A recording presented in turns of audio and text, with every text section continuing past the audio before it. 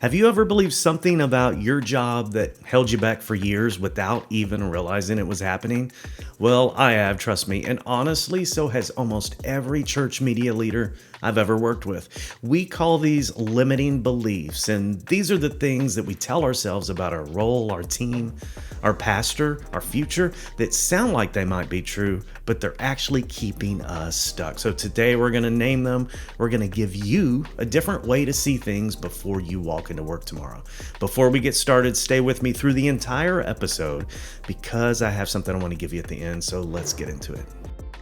Welcome to the Producer Seat Podcast. I'm Dan Wathen, and this show exists for one reason: to help church media leaders like you think like producers, lead with purpose, and build teams that actually last. Before we get into the list I'm going to give you, I want to tell you how I put this episode together. I didn't just sit down and write this out of my own head. I reached out, I sent emails to church media leaders that I've worked with and connected with over the years. People in small churches, big churches, people who have been doing this for 20 years and some that are brand new.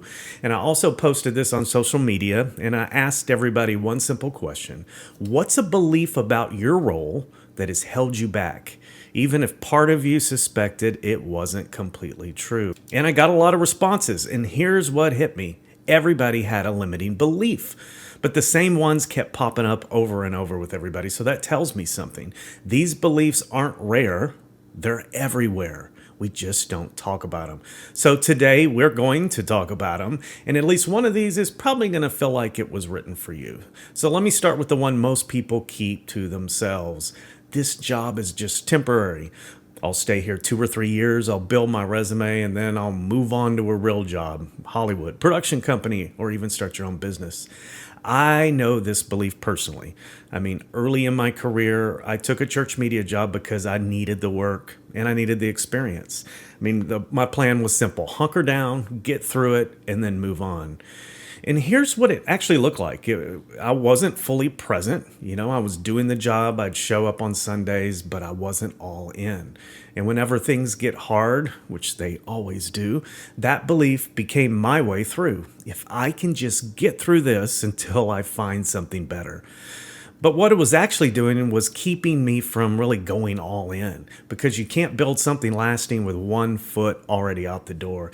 Then something happened. I think it was in my second year there. I had been through some setbacks, frustrations. I was worn out personally. And I was walking down the church hallway. It was at night, and I think I was the only one in the hallway, and something hit me. God spoke to me, not out loud, but a still small voice, and said, "Dan, relax. This is right where you're supposed to be." And this peace just came over me that I hadn't felt in 2 years. I stopped paddling against the current and went with it instead. Everything was different after that. Not because the job got easier, not because the frustrations disappeared. It's because my posture changed. The skills that would eventually open bigger doors, me moving to Hollywood, getting into documentaries, and then starting my own company, were built in that season that I almost wrote off. So don't write off the season that you're currently in. Belief number 2, volunteers will never perform at a professional level. This belief shows up in almost every church, and here's how it works. A volunteer comes in, they're eager, willing, they show up every week, and in the back of your mind, you're already thinking, there's a ceiling with this person. They're never going to get to where I need them to be. So you stop investing, you stop training them past the basics. Maybe you stick them on the high and wide shot and you leave them and walk away. And guess what happens? They stay exactly where you put them. Not because they couldn't grow, it's because nobody believed they could. I had a leader reach out to me for this episode, and I'll read what they said. They shared that they used to hold on to everything themselves. They were hesitant to hand off projects because they worried volunteers couldn't meet their standards. So over time, they realized the real issue wasn't quality, it was control. By holding on to everything, they were unintentionally taking away opportunities for volunteers to step in and take ownership. They said the deeper lesson was this: ministry is fundamentally people oriented, not just task oriented. The job was never to produce excellent work. It was to invest in and raise up people. Gosh, that's super honest. I love that. I've been there too, and here's what I know from 25 years of doing this. I can point to real people who came through my volunteer pipeline and are now working professionally in the media industry, full time in the field. The belief says they have a ceiling, but the ceiling was never real. It was a leadership investment problem, not a volunteer capability problem. And here's something I've learned about leading volunteers. Verbal affirmation changes people. I've always tried to make it a habit.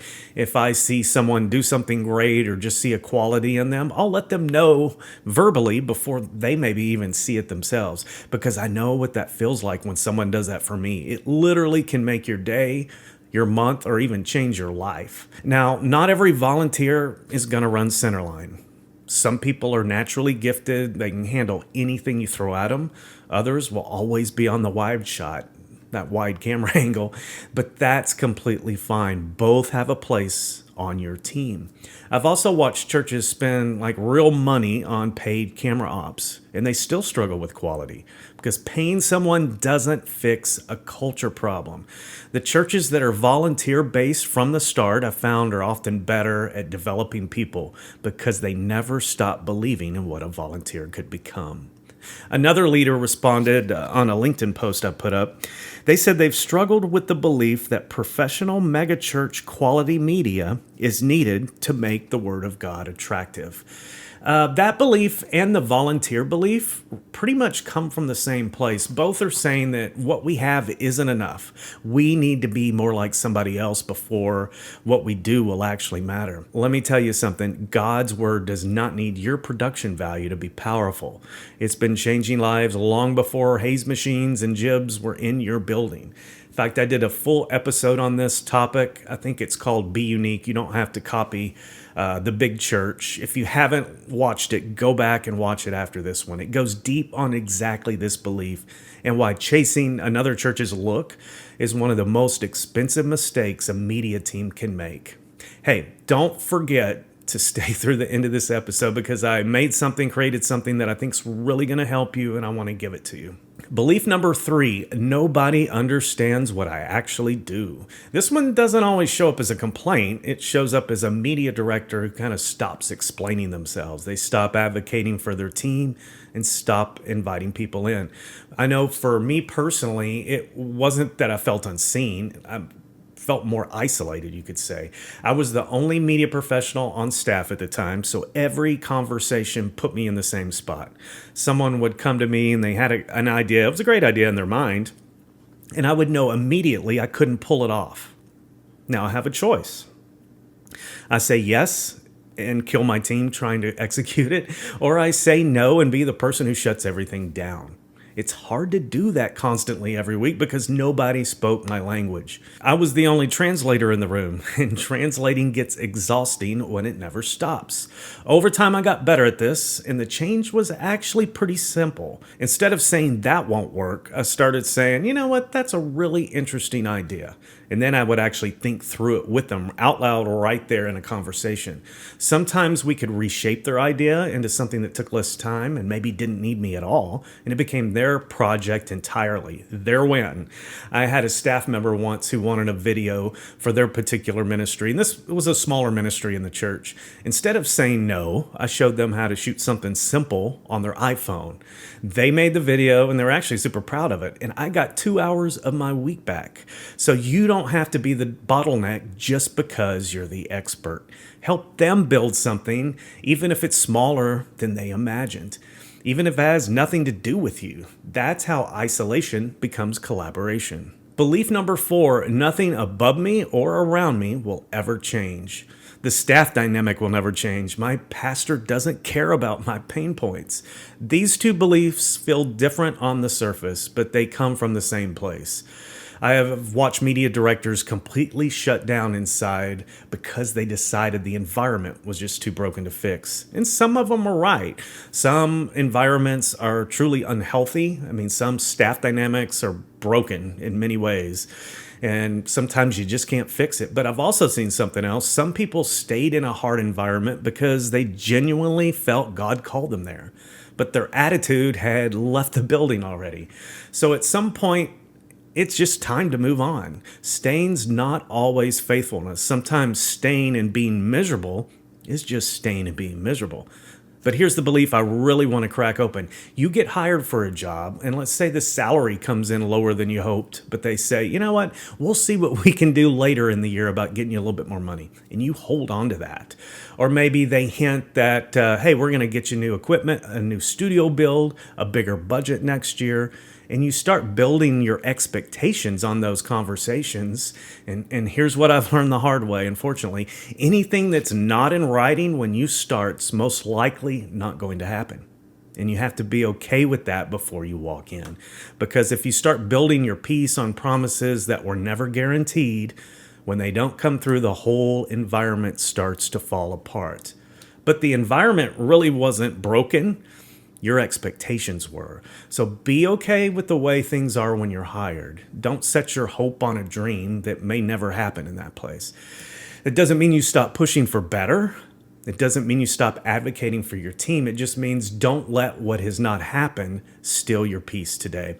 Someone also shared with me that they wrestle with the fear that their mistakes or their team's mistakes could somehow get in the way of what God was doing in the church. That the technical failures, the miscues, the bad Sundays could actually derail the church's mission. A lot of people may feel that way. I mean, God's not waiting on your production to decide whether he shows up on Sunday. He was moving before your cameras were rolling. He'll move whether the shot is clean or not. If any of these beliefs are hitting home, I want you to know about the producer's seat. It's my advisory program for church media leaders who are stepping into or struggling inside producer-level responsibilities. It's not a course, not a video library. It's direct coaching, me and you one-on-one, real situations, real solutions. Head to drwmediaworks.com to learn more. Okay, 2 more beliefs, let's go. Belief number 5, there's no room for advancement. I hear this one a lot, and here's what's true. You know, in church media, the leadership structure only has so many floors. If you're a media assistant, maybe you can move into the head of media role eventually if something opens up. I've even seen media directors with strong leadership instincts move into like head of communication roles or overseeing media in several other departments. And I've watched some people actually step into like an executive pastor role. So if you look at the big picture, there is room to move. But here's one I want to focus on. What if you're already the head person? Where do you go then? What if there's nowhere higher to go inside the organization? You can get promoted within yourself, even when the title doesn't really change. Every situation you navigate with integrity is growth. Every time you lead your team through something hard, that is growth. Every time you frame a media request in terms of mission instead of just gear, that's growth. You're building something right now that will matter wherever God takes you next. The belief says the ceiling's fixed, but you've been measuring the wrong ceiling. One more thing on this belief, and this one came from a leader who reached out to me. They said they described a situation where they had full authority to send their team across the country to do a documentary shoot or other types of shoot. No one blinks an eye. But trying to get the same team a bonus or a raise was nearly impossible. Their team thinks they're in charge, but when it comes to compensation, their hands are tied. They watch resentment build slowly as the team sees the organization spending in other areas while there's nothing left for them. Here is something worth bringing up to your leadership team when the time is right. It's almost always cheaper to give somebody a raise than to lose them and start a new hire from scratch. I mean, you've got the cost of turnover, recruiting, training, lost momentum. It almost always exceeds the price and cost of retention. So try framing it with leadership that way. Speak their language, make the business case. Keep advocating for your people and keep developing them even when the system is slow to reward them. The leaders who keep investing in people, even when the structure doesn't cooperate, those are the ones who build something that lasts. All right, belief number 6. If I push back, I might lose my job. This one's rooted in fear, and it keeps a lot of media leaders quiet when they should be speaking up. Earlier in my career, I worked with some pretty large ministries, big organizations, leaders with huge personalities. They knew what they wanted, and they wanted me to execute, period. Pushing back, even like in an honoring way, was not something that happened often. There was probably maybe only one or two people in that entire organization that had the relationship to do it, and I wasn't one of them. So I stayed quiet, I stayed silent. Looking back, I wish I would have found a way to speak up, not in like a confrontational way, not all the time, but there honestly were moments where a different perspective would have helped everybody in that room.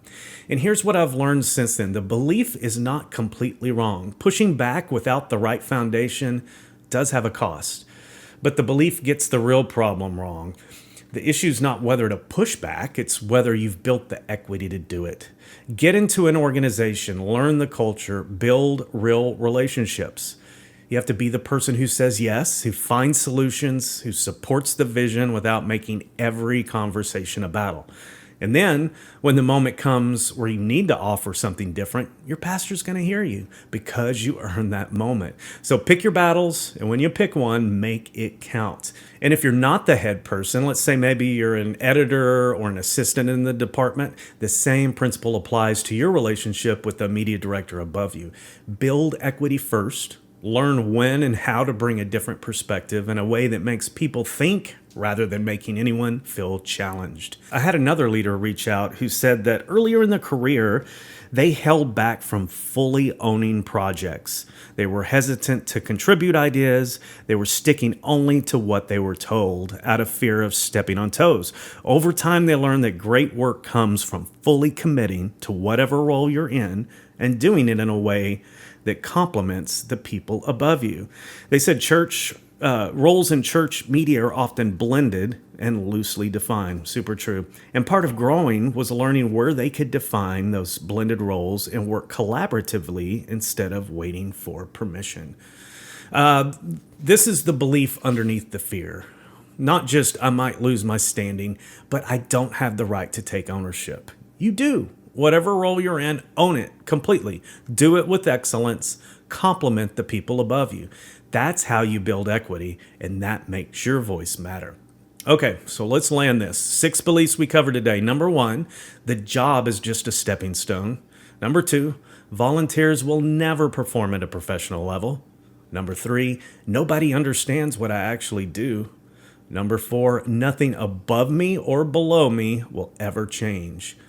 Number 5, there's no room for advancement here. Number 6, if I push back, I'll lose my job. Every single one of these sounds like it could be true, and every single one has enough reality in it to feel completely justified.